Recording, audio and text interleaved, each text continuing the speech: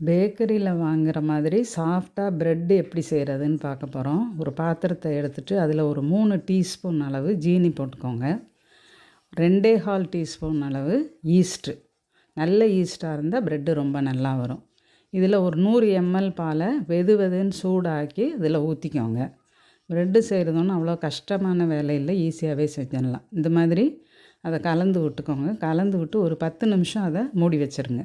இப்போ திறந்து பார்த்திங்கன்னா அது புளித்து மேலே நுரையா வந்திருக்கும். அதில் கொஞ்சோண்டு உப்பு சேர்த்துக்கிட்டு கூட ஒரு 2 ஸ்பூன் சீனி சேர்த்துக்கோங்க. சேர்த்துட்டு 4 டம்ளர் 200 ml கப்பு, அந்த கப்பில் 4 கப்பு அதை மாவு சேர்த்துக்கோங்க, மைதா மாவு சேர்த்து இன்னும் கொஞ்சம் தேவையான அளவு தண்ணி ஊற்றிக்கோங்க.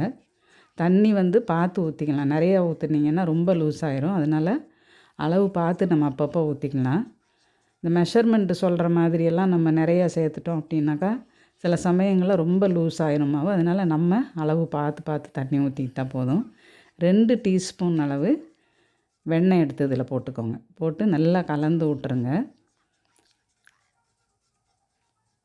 இந்த மாதிரி நல்லா கலந்து வந்ததுக்கப்புறம் கையினால் இந்த மாதிரி பிசைஞ்சுக்கோங்க. ரொம்ப அழுத்தியெல்லாம் பிசைய வேண்டாம்.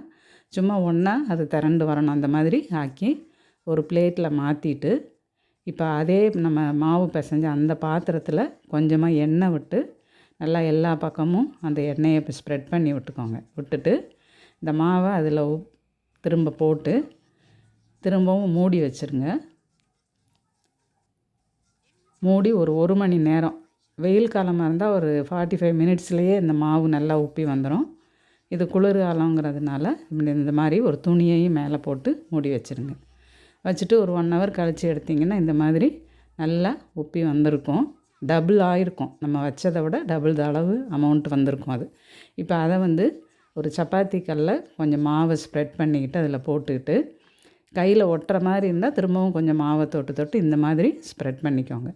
ஸ்ப்ரெட் பண்ணி அதை இந்த மாதிரி ஃபோல்டு பண்ணி நம்ம ப்ரெட்டு செய்கிறதுக்கு ஒரு ட்ரே அல்லது பாக்ஸ் வாங்கி வச்சுருப்போம். அந்த பாக்ஸில் இந்த மாவை அப்படியே தூக்கி உள்ளே வச்சு அதை ஈவனாக ஸ்ப்ரெட் பண்ணி வச்சுக்கோங்க.